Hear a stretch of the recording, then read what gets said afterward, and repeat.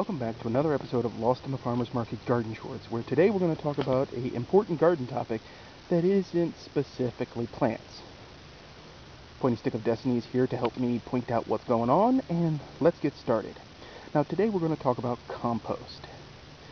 It is magical stuff, but oddly slightly controversial. Some people believe that it is unnecessary in the modern world. Other people who are really religious think it's the devil's work, and the list goes on. But what we have here is a traditional recycled plastic composter. You can buy this at any home improvement store for about 80 bucks. It's pretty robust. It's busting with goodness at the bottom. I have to harvest some compost. But this is the lid for this is actually in here, but this is a reasonably airtight bucket for wet waste that comes out of the kitchen, which, as you can see, what's left in there is coffee grounds, because, well, coffee is king. This is a dry bucket for storing stuff that comes out of the lab, and here is the remnants of food scraps.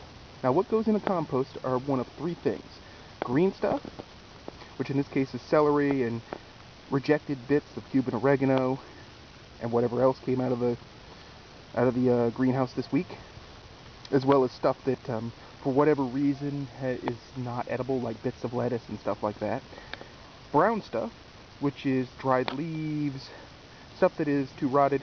In this case, peat pots make up a sizable portion of that because of the production aspect of what I do, but dried leaves and things is typical.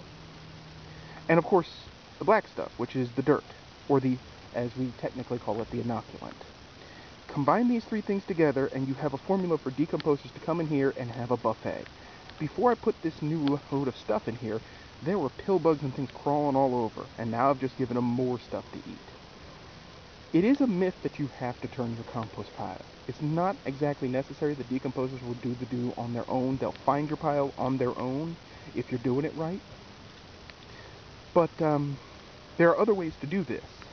Now we're going to take a little walk through the garden, and please don't mind the jiggle vision. I'm not using the tripod today.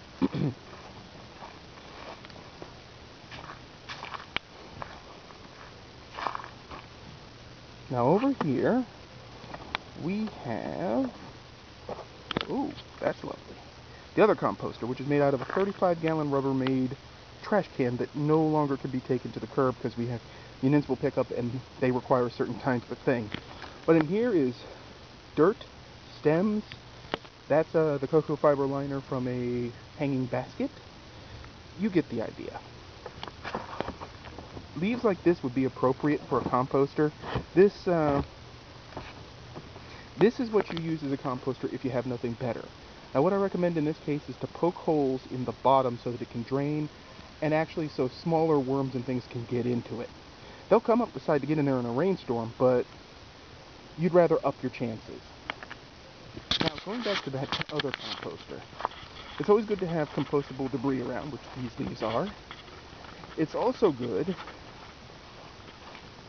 to have pine straw and brown material around, which will help you have burnable materials for your compost pile at all times.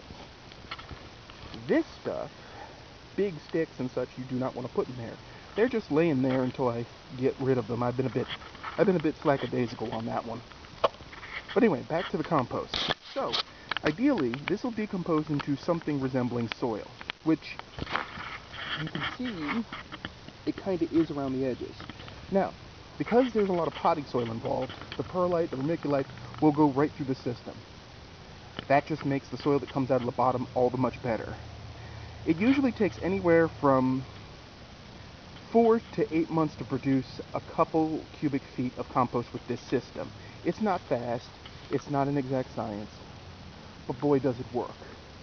It's simple, it's to the point.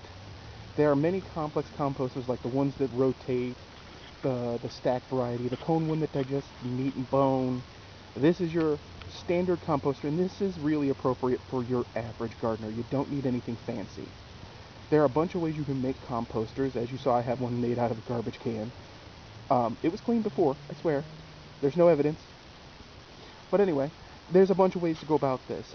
You can also do pit composting, where you dig a V-shaped trench, throw your compost in it, berm over it, and then plant something like comfrey over it to decompose it. Unfortunately, you can't get that back. Vermiculture is another option. That's using worms to create compost, and they would go for some of this stuff easily. But that has a similar amount of cost and setup, and plus you're dealing with living organisms, whereas in this case, this composter attracts them naturally, and you don't have to really do anything but keep throwing burnable materials, I should say digestible materials, in the top for them to chew on. The large cornucopia of organisms that will go after this material will find it and do the do. Sometimes there might be gnats, sometimes there might be soldier flies, sometimes there might be things that look like maggots that are actually soldier fly larvae. It's just how it is. I advise composting to each and every one of you, and that summarizes the composting topic, folks. So, as always, if you like this video, hit like or subscribe, and stay tuned for more content. Keep them growing, folks.